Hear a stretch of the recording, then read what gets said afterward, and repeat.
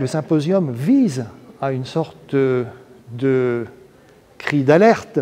Les chocs de microbiote liés au choc climatique vont entraîner des modifications dans le futur sur les pathologies infectieuses qui vont toucher aussi bien l'homme que l'animal.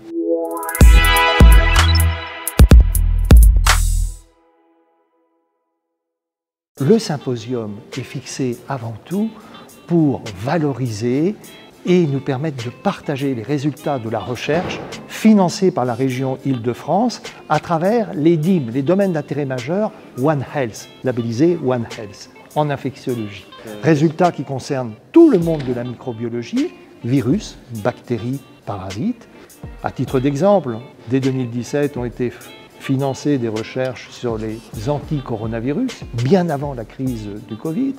Ont été financées des recherches sur l'interaction entre l'eau et la présence de bactéries venant des rongeurs dans le milieu aquatique parisien. Ont été financées des recherches pour des nouveaux outils pour permettre de mieux comprendre l'interaction entre un agent pathogène et l'autre et anticiper sur des développements vaccinaux qui ont été fort utiles pour effectivement lutter contre le coronavirus d'une façon ou d'une autre pendant la crise. Beaucoup de ces plateformes ont été utilisées. Ce que l'on veut montrer à travers ce séminaire, c'est la continuité entre l'environnement, la santé animale et la santé humaine. Tout est lié. Donc, si on prend le départ, c'est avant tout dans quel monde vivons-nous? Donc, il faut bien que l'on traite de cet environnement. Nous sommes dans un monde où il y a une production de CO2 comme il n'a jamais existé auparavant pendant toute l'histoire de l'humanité. Or, nous savons que le CO2 est la cause première de l'augmentation de la température sur Terre, parce que c'est un gaz qui est hyper stable, qui est quasiment indestructible et que l'on ne peut pas recapter de façon efficace. Donc la quantité de CO2 s'accumule de façon prodigieuse à l'heure actuelle à cause de la consommation d'énergie fossile. Ça, c'est la base.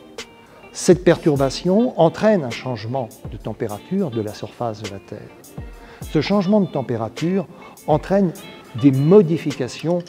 Si on prend la Terre comme une sorte d'entité biologique, du microbiote, c'est-à-dire de l'ensemble des agents microscopiques et macroscopiques qui vont être modifiés à cause de la température. Donc ce changement de microbiote peut être à la source de disparition d'agents pathogènes, mais peut être également à l'origine d'émergence d'agents pathogènes dans le monde animal. On en a vu au cours des 20 dernières années, malheureusement, en Europe. On peut prendre l'exemple de la maladie de la langue bleue pour le mouton.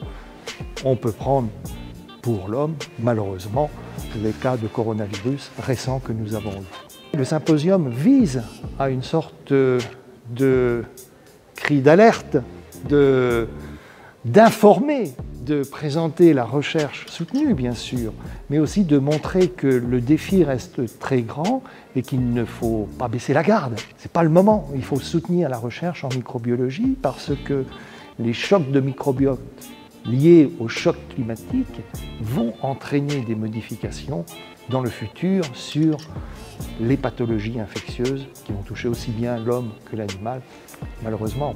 Et donc nous avons à nous préparer, et ce séminaire vise à mieux nous préparer aussi par ce signal d'alerte qui est tout à fait nécessaire parce qu'il y a des connaissances qui montrent que l'on va vers des émergences et il y a des indicateurs de ces émergences qui existent et que l'on doit vous présenter.